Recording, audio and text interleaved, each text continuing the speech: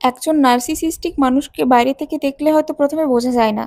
তারা শুরুতে খুবই মিষ্টি, ভদ্র, আকর্ষণীয় ব্যবহার করে। সম্পর্কের শুরুতে যেন সবকিছু নিখুঁত। তারা তোমাকে বিশেষ অনুভব করায়, অতিরিক্ত মনোযোগ দেয়, বারবার বলে তুমি তাদের জীবনের সবচেয়ে গুরুত্বপূর্ণ মানুষ। এটাকে বলে লাভ বম্বিং, যেখানে প্রচন্ড ভালোবাসা দেখিয়ে তারা তোমাকে আসক্ত করে ফেলে। কিন্তু কিছুদিন পরেই আসল রূপ প্রকাশ পায়। তখন শুরু হয় কটাক্ষ, সমালোচনা, তোমাকে ছোট করা, তোমার প্রতিটি সিদ্ধান্তের উপর নিয়ন্ত্রণ বসানো। ধীরে ধীরে তুমি বুঝতে পারো সবকিছুই তাদের ঘিরে, তাদের ইগো, তাদের প্রশংসা, তাদের সুবিধা। নার্সিসিস্টিক মানুষদের মধ্যে একটা বড় বৈশিষ্ট্য হলো তারা নিজেদেরকে সবার থেকে আলাদা ভাবে, যেন তাদের জন্য অন্য নিয়ম চলে না। ভুল হলেও তারা কখনো স্বীকার করে না, বরং উল্টে তোমার উপর দোষ চাপিয়ে দেয়। যদি তুমি প্রতিবাদ করো বা সীমা টানতে চাও, সঙ্গে সঙ্গে তারা রেগে যাবে, নয়তো তোমাকেই অপরাধ বোধে ফেলে দেবে।